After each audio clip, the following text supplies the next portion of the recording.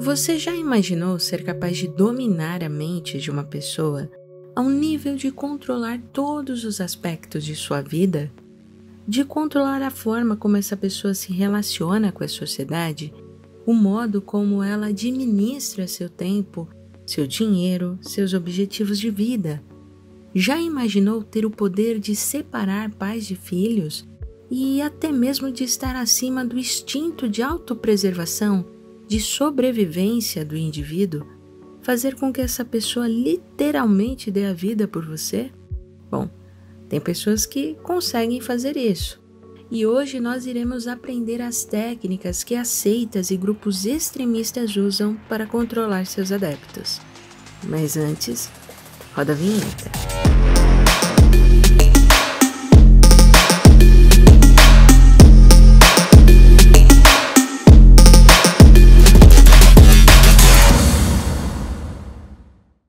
Para quem não me conhece, prazer, eu sou a Tami Gasparetto e para quem já é inscrito aqui no canal, é um prazer estar falando com você novamente.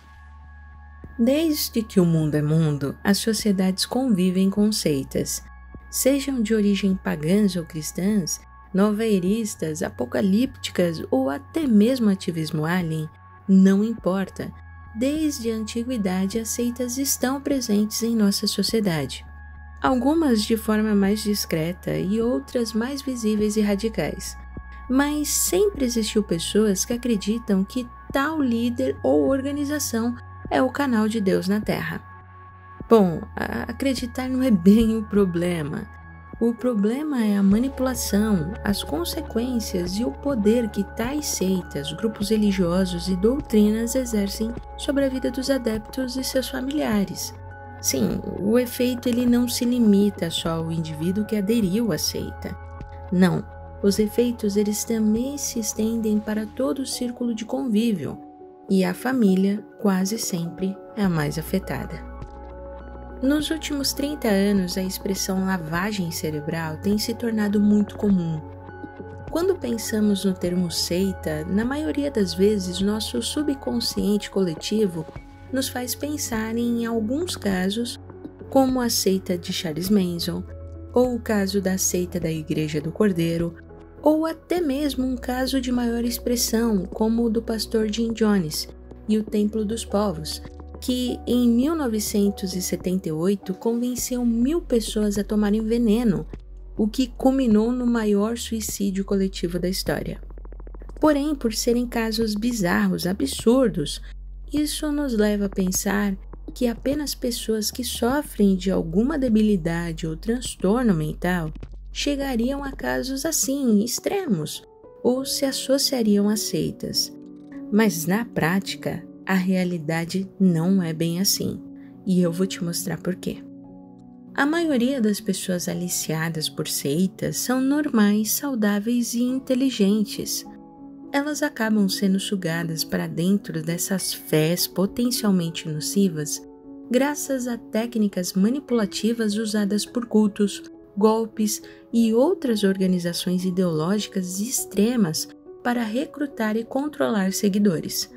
E na maioria das vezes elas acabam até mesmo sendo vítimas de seu zelo e amor a Deus. A falta de controle sobre a vida, doenças, problemas adversos, tudo isso somado à incerteza do futuro, que é igualmente indominável, gera angústia. Esse estreitamento existencial leva o humano a buscar no divino a superação de sua natureza e de seus limites. Essa é a dinâmica da fé.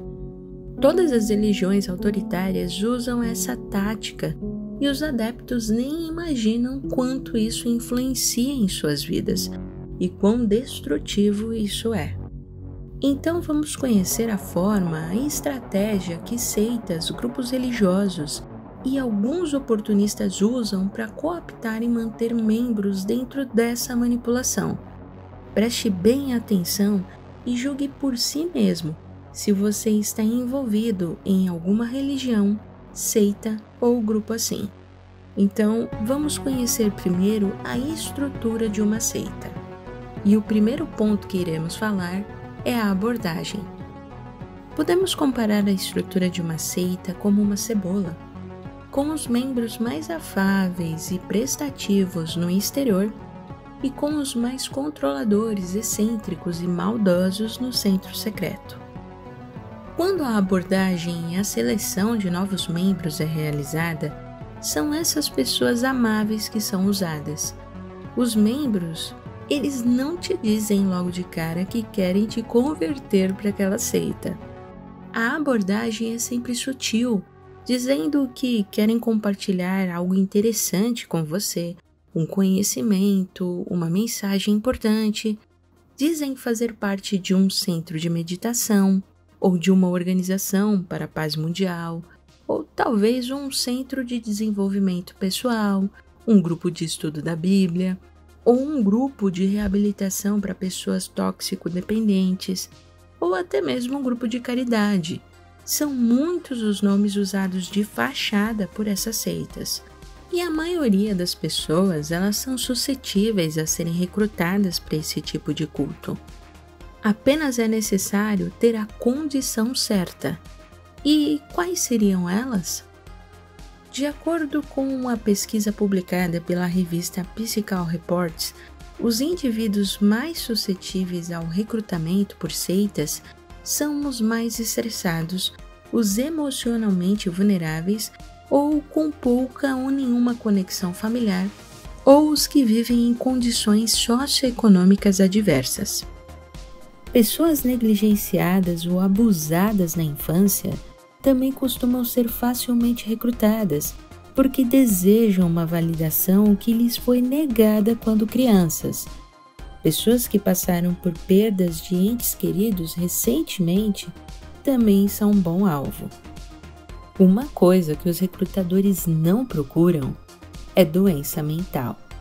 Os cultos não querem membros imprevisíveis, pelo contrário, eles preferem pessoas estáveis que irão poder ajudá-los em suas causas e também doar dinheiro. Logo, os alvos mais comuns são as pessoas saudáveis, racionais, que estão passando por períodos estressantes em suas vidas. E para que você venha conhecer o culto ou a seita, sempre lhe é oferecido um conteúdo ou conhecimento gratuito. A pessoa irá participar de alguma reunião, jantar ou confraternização gratuita. E lá serão prometidos os seus sonhos, de uma forma direta ou indireta, como viver em um mundo cheio de amor incondicional e em uma grande fraternidade, ou talvez o segredo de um desenvolvimento pessoal, ou te convidem para fazer parte de um grupo seleto, especial de pessoas que estão em uma missão para salvar o mundo, ou lhe digam que vão te ensinar a ter poderes especiais, poder pessoal, poder psíquico como telecinese, por exemplo. E por ser um conhecimento, na maioria dos casos gratuito, a pessoa não vê problema naquela informação e até mesmo se sente obrigada a retribuir aquele conhecimento. E é aí que é acionado a repetição e o senso de urgência. Como o líder te escolheu, não perca essa oportunidade. Ou o fim está próximo, tome logo uma decisão. Entre para o nosso grupo antes que seja tarde demais, assim você vai ser salvo. E os membros recrutadores praticamente não dão tempo para que o alvo pense. Eles são constantes visitas, constantes atividades, cultos, até que a pessoa entre para a seita. E uma vez coaptado, o membro vai passar pelo meio de controle. As seitas usam várias técnicas para controlar o meio das pessoas que recrutam, mas quase sempre usam uma forma de isolamento. Isso é feito para que diminua a margem de dúvida entre os membros. Os adeptos podem ser fisicamente separados da sociedade em casos extremos, ou pode ser ordenado a eles, sob pena de punição, que se mantenham afastados dos meios de comunicação social, e especialmente esses que levem ao pensamento crítico.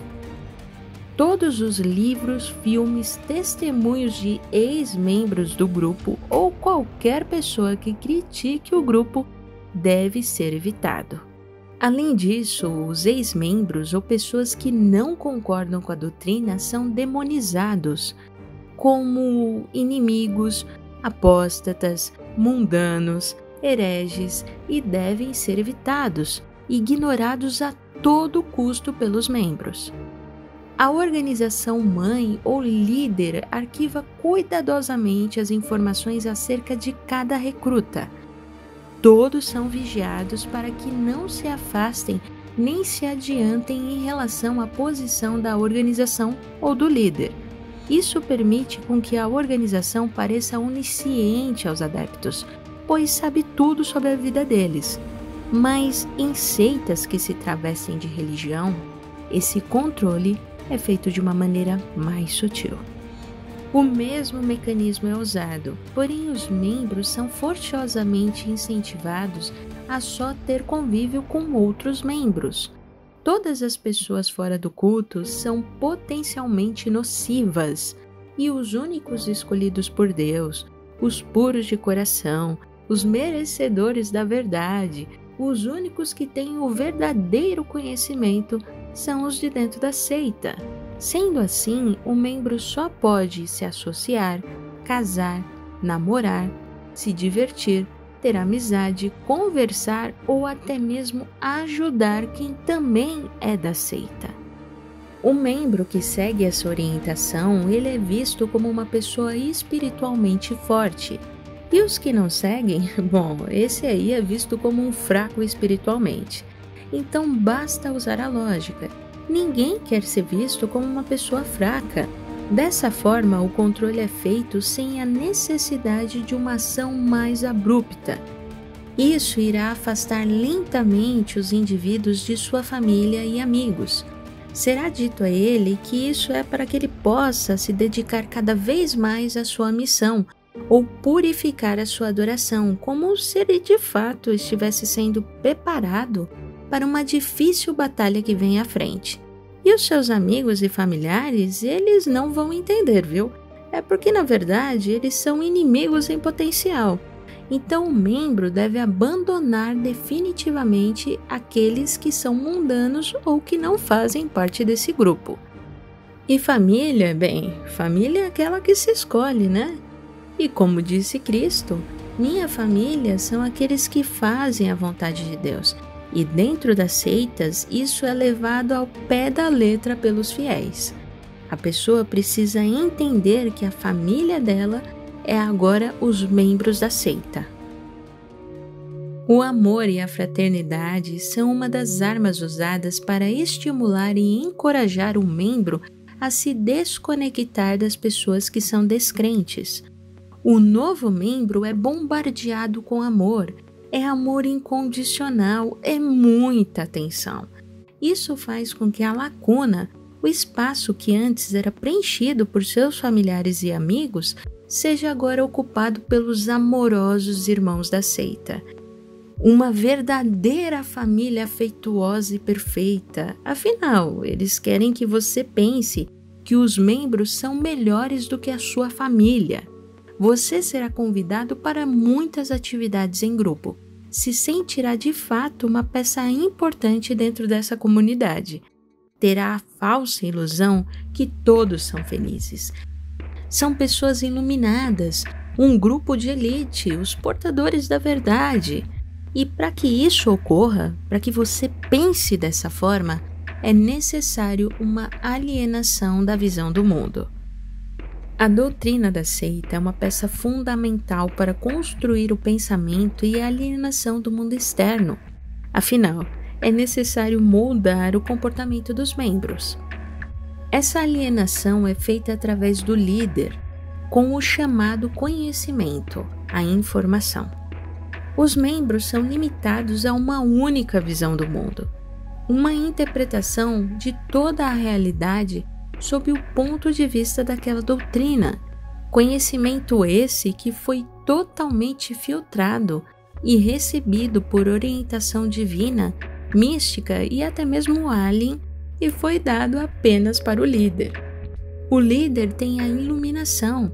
Somente ele sabe toda a verdade, o propósito da vida, a verdade do universo e o objetivo de estarmos aqui. Todo outro conhecimento vindo do mundo externo, esse deve ser considerado irrelevante e obsoleto. Todos os membros, eles precisam conhecer muito bem o trabalho da seita. Eles precisam ter a sensação de que ali não existe corrupção ou mentiras e de que o líder é uma pessoa extremamente amorosa. Eles precisam também conhecer outros membros que relatem ter melhorado as suas vidas após ter entrado para a seita. Exemplos positivos de encorajamento. Isso irá trazer a reafirmação e segurança nas verdades do líder ou da organização. Embora isso não seja um problema em si, isso torna os seguidores suscetíveis à liderança, pois o líder que trouxe a revelação, afinal, quem sabe a verdade sobre tudo o que vai acontecer, que traz a orientação, é a organização. Então, o que a organização ou o líder disser, isso é uma verdade absoluta. Aí vem a brecha para que os abusos aconteçam.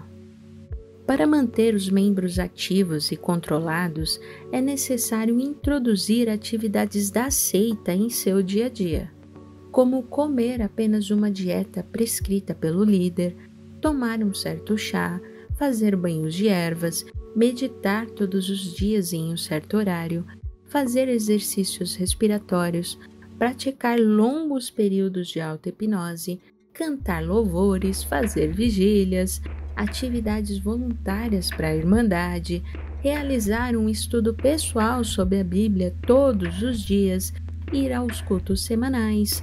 Isso, além de doutrinar, cria um condicionamento físico e mental no membro. Assim como uma pessoa é condicionada a assistir uma novela todos os dias no mesmo horário, e no dia que a novela não passa, ela sente falta, o mesmo condicionamento mental ele é feito nas religiões e nas seitas, mantendo assim a mente do fiel sempre ocupada, não dando brecha para que o conhecimento externo entre e mine a fé que ele tem no líder. O fiel precisa sempre estar ocupado e focado nessas atividades da seita. Eles precisam pensar que essa atividade faz parte fundamental da sua adoração a Deus ou ao líder. O fiel precisa regredir a uma dependência infantil, a uma dependência quase cega ao líder ou à organização. Ele precisa estar condicionado a pensar que obedecer, que a submissão ao líder é submissão a Deus ou ao poder superior. E se ele não fizer isso, ele deve se sentir culpado.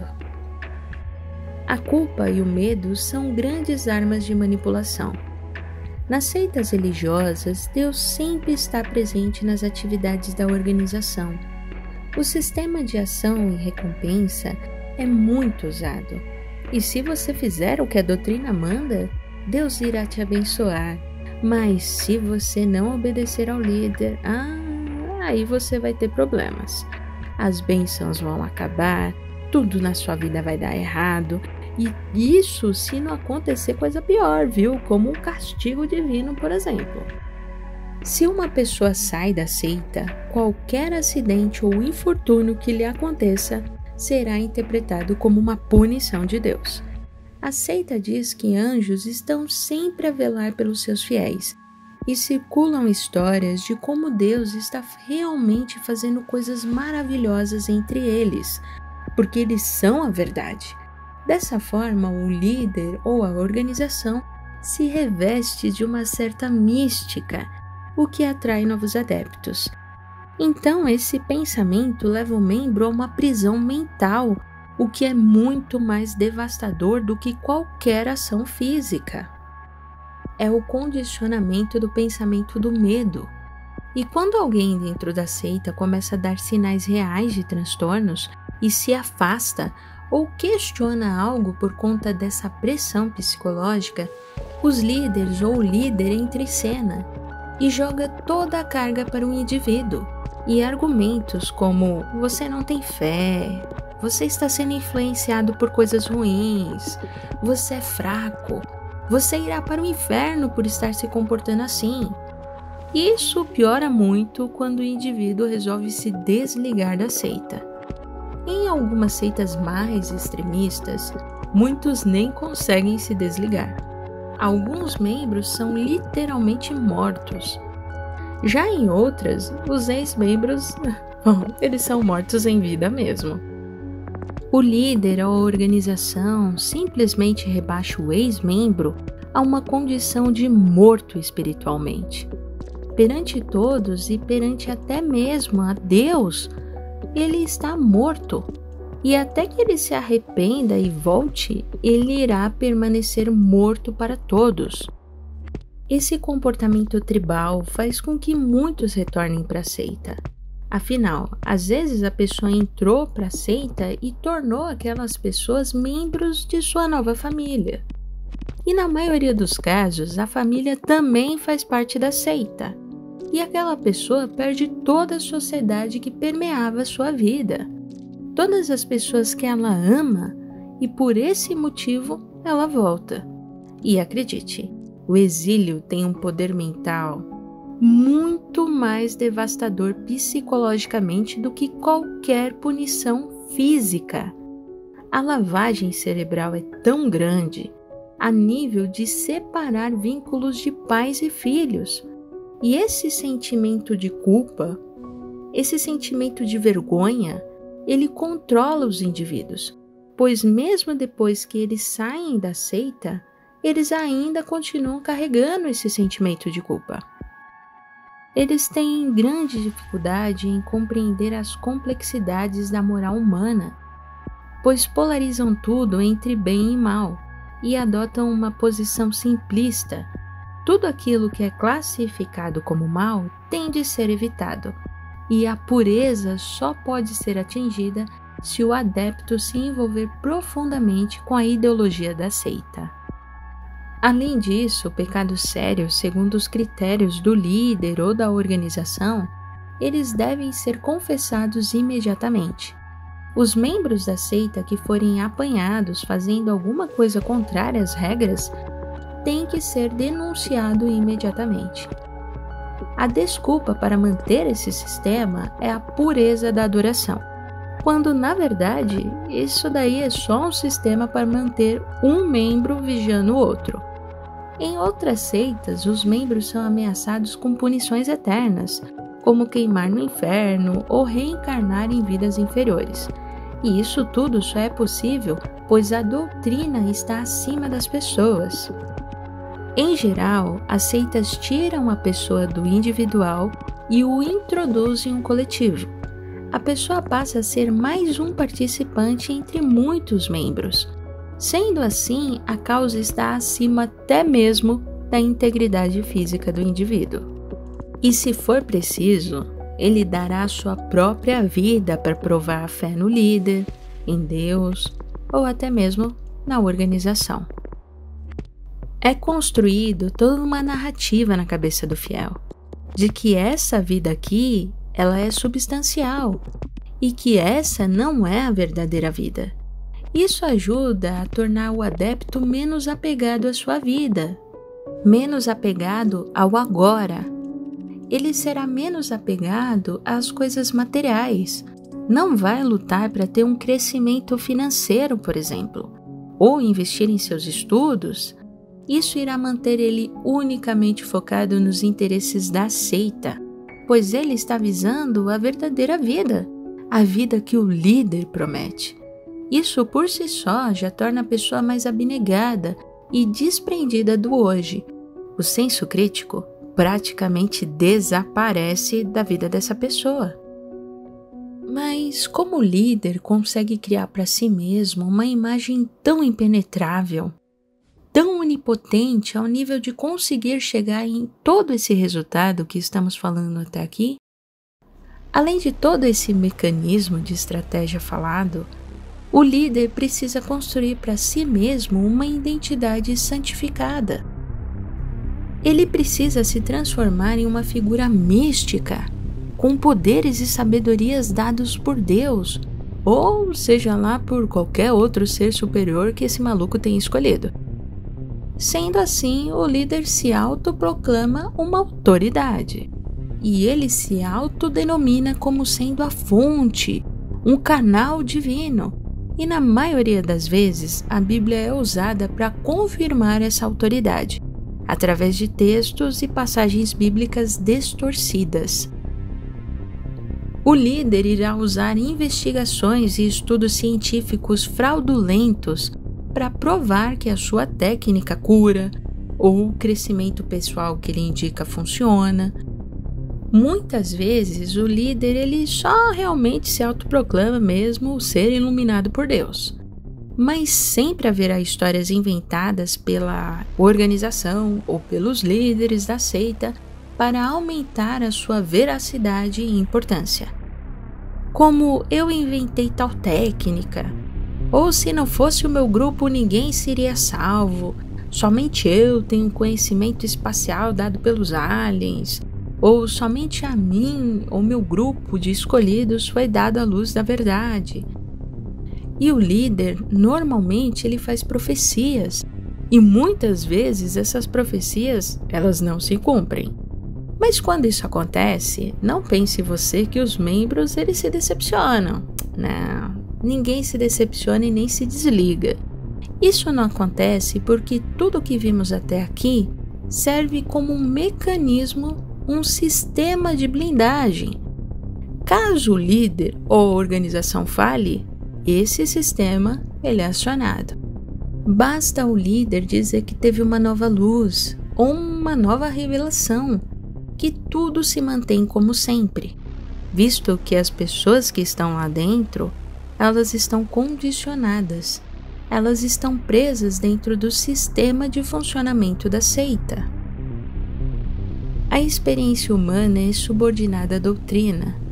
Independentemente de quão profunda ou contraditória tal experiência seja, a história nos mostra que seitas e religiões extremistas possuem uma grande participação em nossa sociedade. Porém, cabe a você usar esse conhecimento para identificar essas seitas e não permitir com que elas exerçam poder dominador em sua vida. Eu espero que você tenha gostado desse vídeo. Se você gostou, não deixe de dar o seu like, de compartilhar e de se inscrever nesse canal. Um forte abraço a todos e até o próximo vídeo, pessoal!